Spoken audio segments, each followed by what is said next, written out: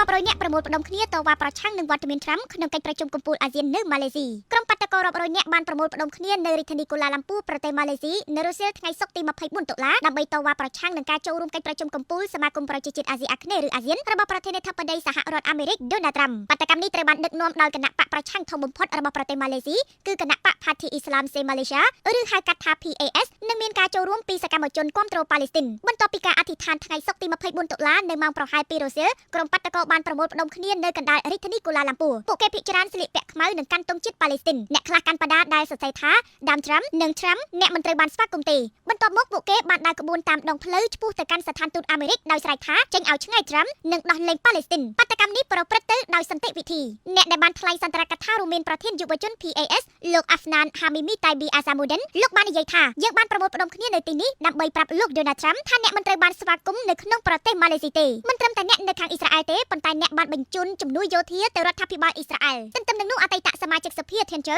ដែលតំណាងឲ្យក្រុមសកម្មជនគាំទ្រប៉ាឡេស្ទីនក៏បាននិយាយផងដែរថាការតវ៉ានេះគឺដើម្បីបង្ហាញថាអាស៊ានឲ្យតម្លៃមនុស្សជាតិនិងឯករាជ្យភាពសម្រាប់ប៉ាឡេស្ទីនលោកជើអតីតសមាជិកសភាមកពីគណៈបក Parti Keadilan Rakyat របស់នាយករដ្ឋមន្ត្រីម៉ាឡេស៊ី Anwar Ibrahim បាននិយាយថាយើងត្រូវតែមានសាមគ្គីភាពជាមួយប៉ាឡេស្ទីនក្នុងដំណើររបស់ពួកគេមិនថាពូជសាសន៍សាសនាណាទេវានិយាយអំពីមនុស្សជាតិក្រៅពីបាតកម្មនៅថ្ងៃសុក្រទី24 តុលាយ៉ាងហោចណាស់ក៏មានការជួបជុំប្រឆាំងលោកត្រាំមួយផ្សេងទៀតត្រូវបានក្រុងធ្វើឡើងការតវ៉ាលោកត្រាំមិនស្វាគមន៍អ្នកនៅម៉ាឡេស៊ីទេកំពុងត្រូវបានក្រុងទុកសម្រាប់ថ្ងៃអាទិត្យទី26 តុលានៅឧទ្យាន Ampang ជិតមជ្ឈមណ្ឌលសន្និបាត KLCC ជាកន្លែងដែលកិច្ចប្រជុំកំពូលត្រូវបានធ្វើឡើងក្រុមសង្គមស៊ីវិលនិងនយោបាយជាច្រើនរួមត្រូវបានគេរំពឹងថានឹងចូលរួមមនុស្ស 2000 នាក់រំពឹងថានឹងចូលរួមចំនួនរយៈពេល2ឆ្នាំបានចាប់ផ្ដើមនៅពេលដែលក្រុមហាម៉ាស់បានបើកការវាយប្រហារដ៏សាហាវទៅលើអ៊ីស្រាអែលនៅថ្ងៃទី7 ខែតុលាឆ្នាំ2023ដែលបានសម្លាប់មនុស្សប្រហែល 1200 នាក់និងបានចាប់ចម្រិតមនុស្សប្រហែល 250 នាក់យោងតាមអាជ្ញាធរសុខាភិបាលប៉ាឡេស្ទីនយុទ្ធនាការសងសឹកដ៏សាហាវរបស់អ៊ីស្រាអែលនៅតំបន់កាហ្សាបានសម្លាប់មនុស្សជាង 67000 នាក់និងបានធ្វើឲ្យតំបន់ដ៏តូចចង្អៀតនេះស្ទើរក្លាយជារហោឋាន